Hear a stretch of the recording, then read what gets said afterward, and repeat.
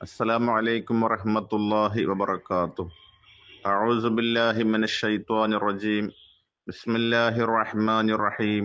അൽഹംദുലില്ലാഹി റബ്ബിൽ ആലമീൻ. പ്രിയപ്പെട്ട സഹോദരങ്ങളെ, വിശുദ്ധ ഖുർആനിലെ ഏറ്റവും പ്രധാനപ്പെട്ട സംരക്ഷണ സൂക്തങ്ങളിൽ ഒന്നാണ് സൂറത്തുൽ ഫലഖ്.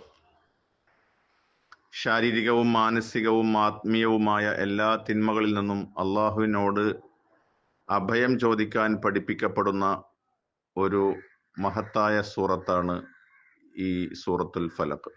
ബഹുമാനപ്പെട്ട ഉഖബത്ത് ബിൻ ആമിർ റളിയല്ലാഹു അൻഹു നിവേദനം ചെയ്യുന്ന ഹദീസിൽ നമുക്ക് ഇപ്രകാരം കാണാം: അലം തറ ആയാത്തിൻ ഉൻസിലത്തിൽ ലൈലത്ത ലം യുറ മിസ്ലുഹുന്ന ഖത്തു ഖുൽ അഊസു ബിറബ്ബിൽ ഫലഖ് വഖുൽ അഊസു ബിറബ്ബിൻ നാസ്. ഇന്നലെ ഇറക്കപ്പെട്ട ചില ആയത്തുകളെ കുറിച്ച് നീ അറിഞ്ഞില്ലേ? അതുപോലുള്ളവ മുമ്പൊരിക്കലും കാണപ്പെട്ടിട്ടില്ല. അവ ഖുൽ അഊസു ബിറബ്ബിൽ ഫലഖ്, ഖുൽ അഊസു ബിറബ്ബിൻ നാസ് എന്നീ രണ്ട് സൂറത്തുകളാണ് എന്ന് നബി സല്ലല്ലാഹു അലൈഹി വസല്ലം തങ്ങൾ പറഞ്ഞു. സമാനമായ ആശയത്തിൽ നമുക്ക് മറ്റൊരു ഹദീസും കാണാം. ഇമാം നസാഇ റളിയല്ലാഹു അൻഹു റിപ്പോർട്ട് ചെയ്ത ഹദീസ്. ഈ രണ്ട് സൂറത്തിനേക്കാളും, അഥവാ സൂറത്തുൽ ഫലഖ്, സൂറത്തുൻ നാസ്, ഇവയേക്കാൾ വലിയൊരു സംരക്ഷണം വേറെയില്ല എന്നാണ് ആ ഹദീസിൽ പറയുന്നത്. മാ തഅവ്വദൽ മുതഅവ്വിസൂന ബിമിസ്ലിഹിമ. അള്ളാഹുവിനോട് അഭയം തേടുന്നവർക്ക് ഈ രണ്ട് സൂറത്തുകളെ പോലെ മികച്ച മറ്റൊരു മാർഗവുമില്ല. എല്ലാ നിസ്കാര ശേഷവും ഈ രണ്ട് സൂറത്ത് ഓതാനുള്ള നിർദ്ദേശമുണ്ട്. അമറനി റസൂലുള്ളാഹി സ്വല്ലല്ലാഹു അലൈഹി വസല്ലം അൻ അഖറഅ ബിൽ മുഅവ്വിസാത്തി ദുബറ കുല്ലി സ്വലാത്തിൻ. എല്ലാ നിസ്കാര ശേഷവും മുഅവ്വിസാത്തുകൾ അഥവാ സൂറത്തുൽ ഫലഖ്, സൂറത്തുൻ നാസ് ഓതാൻ റസൂലുള്ളാഹി സ്വല്ലല്ലാഹു അലൈഹി വസല്ലം തങ്ങൾ എന്നോട് കൽപ്പിച്ചു എന്ന് ഉഖബത്ത് ബിൻ ആമിർ റളിയല്ലാഹു അൻഹു പറഞ്ഞു വെക്കുന്നുണ്ട്.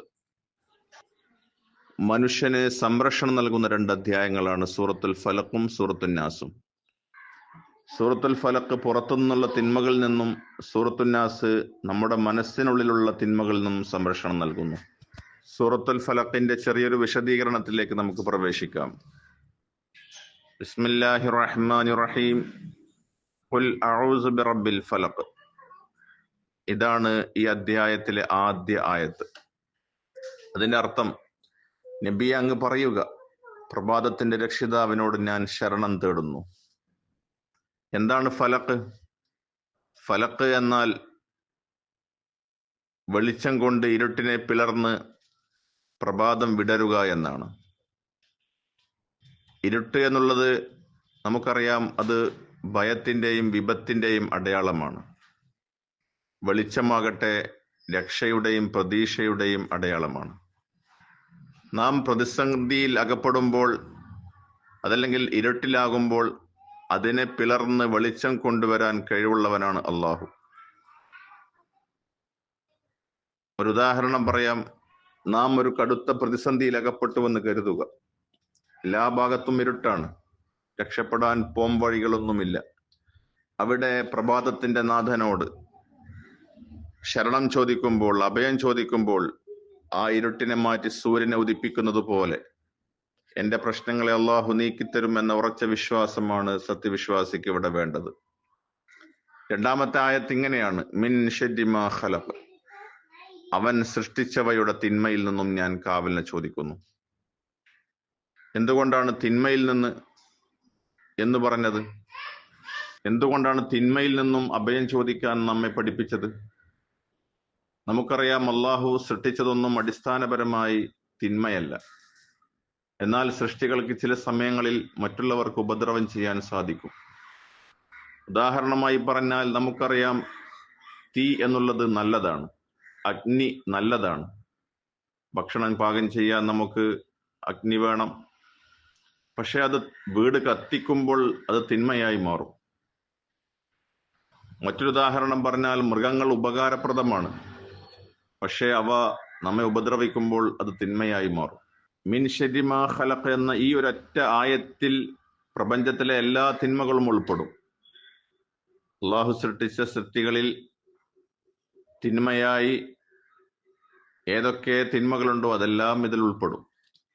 മനുഷ്യർ, ജിന്നുകൾ, മൃഗങ്ങൾ, രോഗങ്ങൾ, അപകടങ്ങൾ, എന്നിവയിൽ നിന്നുള്ള സംരക്ഷണമാണ് അപ്പോൾ നാം ഇതിലൂടെ ചോദിക്കുന്നത്. ഇവിടെ അള്ളാഹു പ്രത്യേകമായി പറയുന്ന ശൈലി മിൻ ശദ്ദി മാ ഖലഖ്, സൃഷ്ടിച്ചവയുടെ തിന്മ എന്ന്.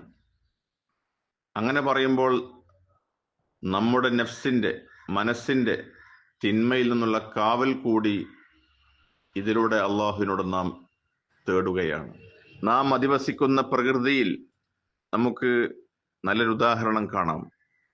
മഴ അനുഗ്രഹമാണ്, എന്നാൽ അത് പ്രളയമായി മാറുമ്പോൾ നമുക്ക് തിന്മയായി ഭവിക്കും. അത്തരം സന്ദർഭങ്ങളിൽ മിൻ ശദ്ദി മാ ഖലഖ് എന്ന പ്രാർത്ഥന വളരെ പ്രസക്തമാണ്. അതേപോലെ നാം ജീവിക്കുന്ന സമൂഹത്തിലും നമുക്ക് ചില ഉദാഹരണങ്ങൾ കാണാം.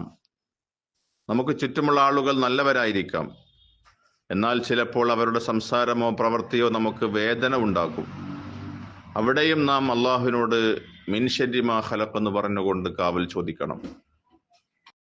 സൂറത്തുൽ ഫലഖ് നാം പാരായണം ചെയ്യുമ്പോൾ നാം കേവലം അക്ഷരങ്ങൾ ഉച്ചരിക്കുകയല്ല, മറിച്ച് പ്രപഞ്ചനാഥനായ സർവശക്തനായ അള്ളാഹുവിനോട് നാം, ഇരുട്ടിനെ മാറ്റി പ്രകാശം തരുന്ന പടച്ച തമ്പുരാനോട് നമ്മുടെ സംരക്ഷണത്തിനു വേണ്ടി അള്ളാഹുവിനോട് അഭയം ചോദിക്കുകയാണ്.